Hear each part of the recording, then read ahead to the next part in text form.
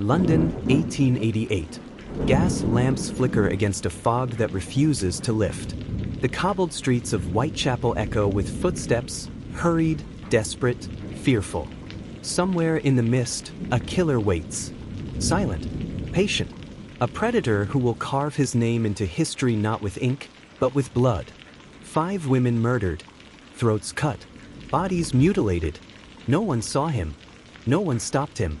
And even now, 135 years later, his name remains synonymous with terror. Jack the Ripper. But who was he? And why, after more than a century, are investigators still uncovering new clues, fresh theories, and disturbing possibilities that could finally unmask the world's most infamous killer? Imagine yourself there. It is late August, 1888. Whitechapel, East London. The streets are alive, but not with wealth or safety. This is a district of overcrowded tenements, drunken brawls, and desperate survival. Children sleep in doorways. Women sell matches or themselves just to buy bread. Disease spreads faster than hope. The air stinks coal smoke, sweat, gin, and sewage. At night, shadows stretch long, swallowing the narrow alleyways. And somewhere in those shadows, a killer begins his work. August 31st, 1888. Her name was Mary Ann Nichols, known as Polly. She was 43 years old, mother to 5 children, separated from her husband, drifting between workhouses and the streets. At 2:30 a.m., she was last seen alive, staggering slightly after a night of drinking. She told a friend, "I'll soon get my DOS money. See you later." She never returned. At 3:40 a.m., a cart driver stumbled upon her body in Bucks Row. Her throat was cut, twice. Her abdomen slashed open. The sheer brutality shocked even the hardened locals. This was not a simple killing. It was something darker, something purposeful. And for the first time, Whitechapel felt the presence of Jack the Ripper. Just over a week later, September 8th, 1888, Annie Chapman, 47, was found in the backyard of 29 Hanbury Street. Her throat cut, her abdomen opened, organs removed. The killer was escalating. Witnesses reported a man seen with Annie earlier that morning. Dark hair, shabby clothes, a foreign look. But in the chaos of Whitechapel, descriptions blurred. The newspapers erupted. The Star called the killer a ghoul. The Times reported a madman at large. The people of Whitechapel already lived in fear of poverty and disease. Now they feared something else. A phantom with a knife. September 30th, 1888. The double event. At 1 a.m., the body of Elizabeth Stride, 45, was discovered in Dutfield's yard. Her throat was cut, but her body left otherwise untouched. Had the killer been interrupted? Was he frightened away before he could finish?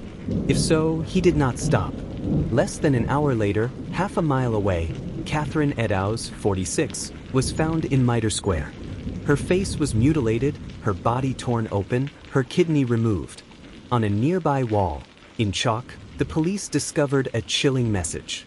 The Jews are the men that will not be blamed for nothing.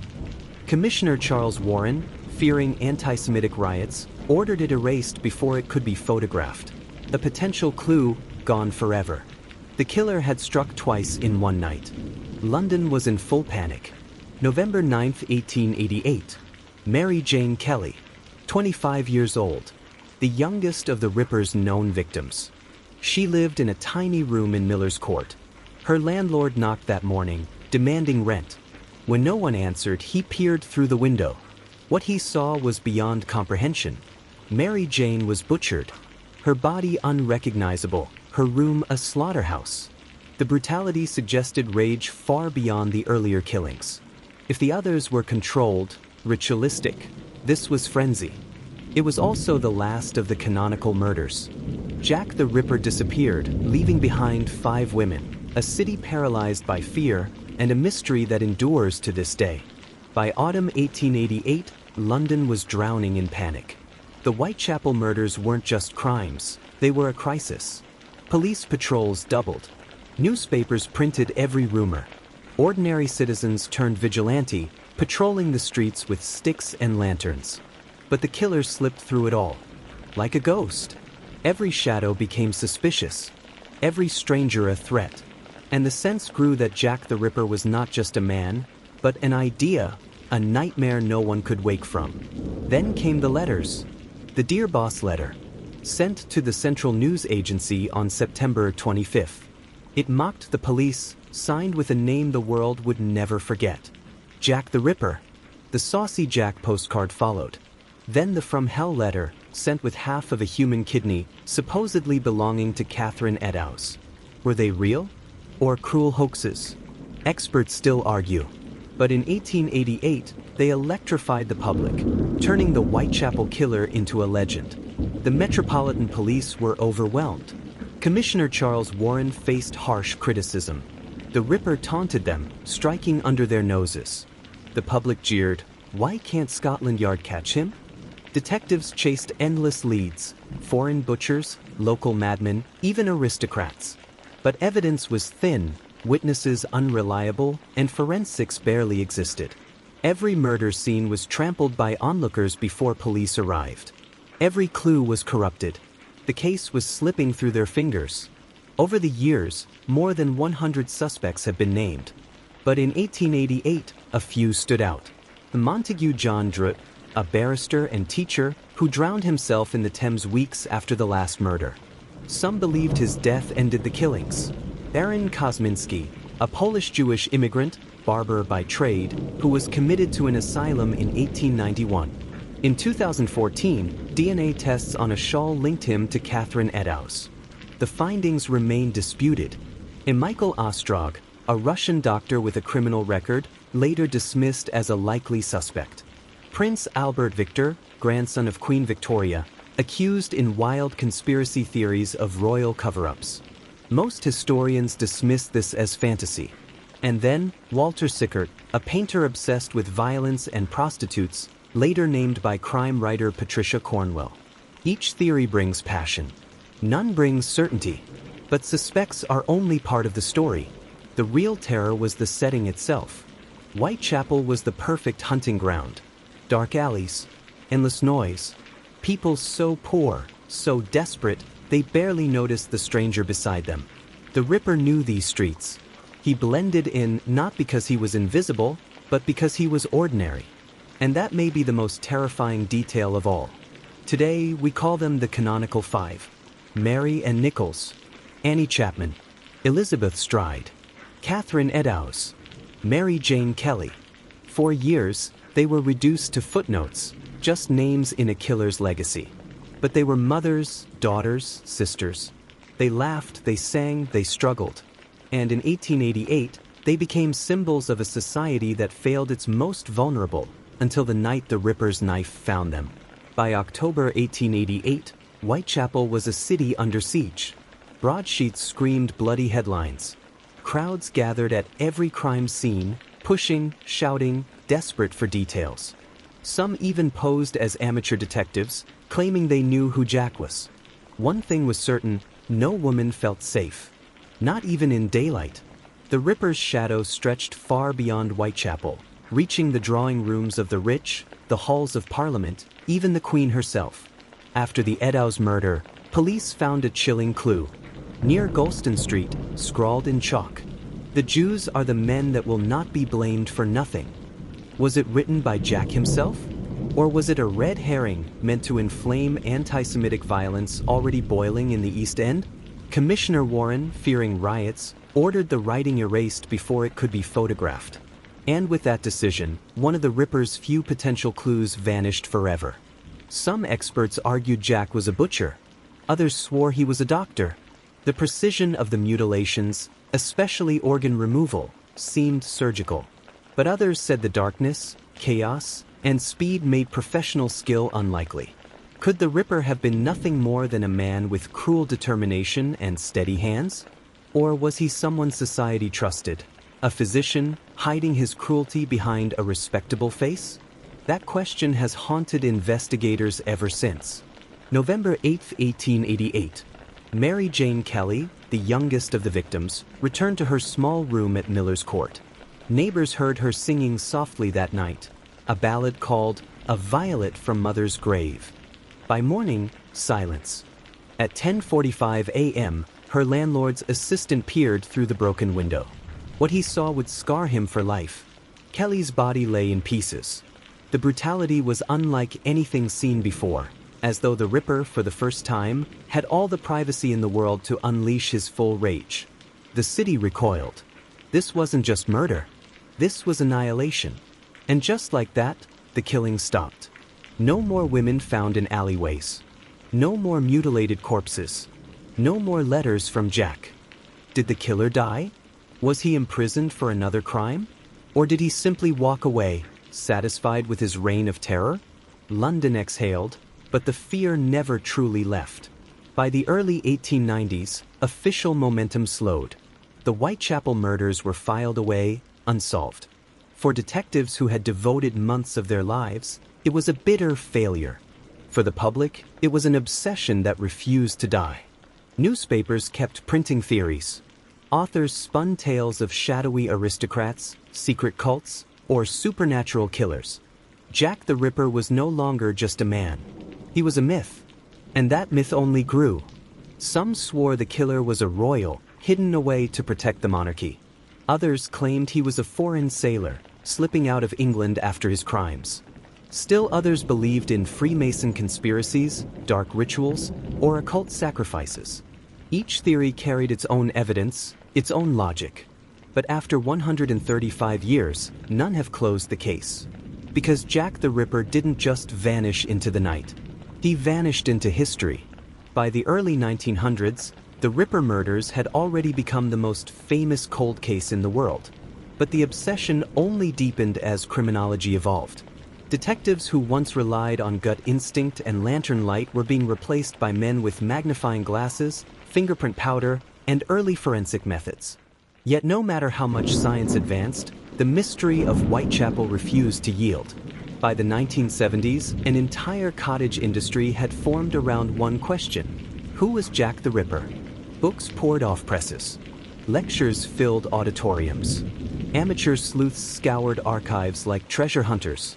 And with this new wave came new suspects, dozens of them. Everyone from local butchers, to insane asylums inmates, to respected doctors, even artists and authors, were named. In fact, by some counts, more than 100 potential Jacks have been accused over the decades. Some names became legends in their own right. Aaron Kosminski, a Polish immigrant barber whose mental illness and misogynistic tendencies put him on police radar. Montague John Druitt, a barrister and schoolteacher who drowned in the Thames weeks after the last canonical murder. Walter Sickert, a famous painter accused by crime writers of channeling his guilt into his art. Prince Albert Victor, grandson of Queen Victoria, dragged into conspiracy theories despite little evidence. Each theory was compelling, each unraveled under scrutiny, and still, none could be fully dismissed.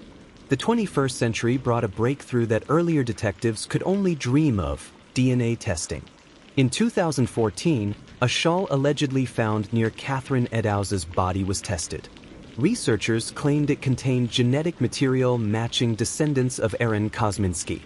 Headlines blared, "Jack the Ripper identified." But the celebration didn't last. Experts questioned the shawl's provenance.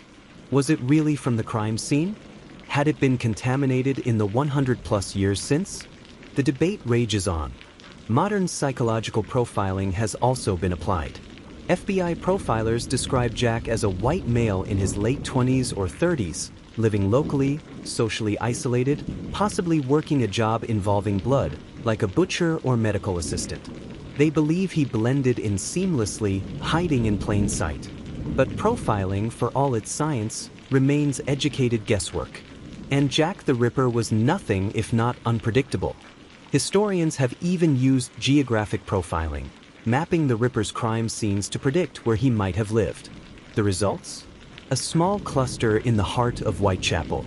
Narrow streets, dark courtyards, walking distance from every murder site. It suggested Jack didn't swoop in from outside. He was a local, one of them, and perhaps that was why he was never caught. So why does the case endure? Why, after 135 years, do we still chase the shadow of a killer who struck fewer than a dozen times in the smog-choked alleys of London? Because Jack the Ripper represents more than just unsolved murder. He is the face of fear itself. He is the embodiment of what happens when darkness hides among ordinary lives, when society's most vulnerable are ignored until it is too late. And perhaps, deep down, we keep searching because solving Jack means proving no one can escape justice forever. Jack the Ripper changed crime investigation forever. The Metropolitan Police had been unprepared in 1888. No crime scene preservation. No standardized evidence collection. Crowds trampled through murder sites. Witness statements were chaotic at best. But after the Ripper, that changed.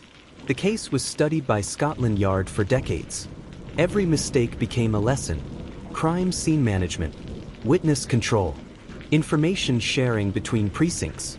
In a brutal way, Jack forced law enforcement into the modern age. Jack didn't just haunt the police. He haunted culture.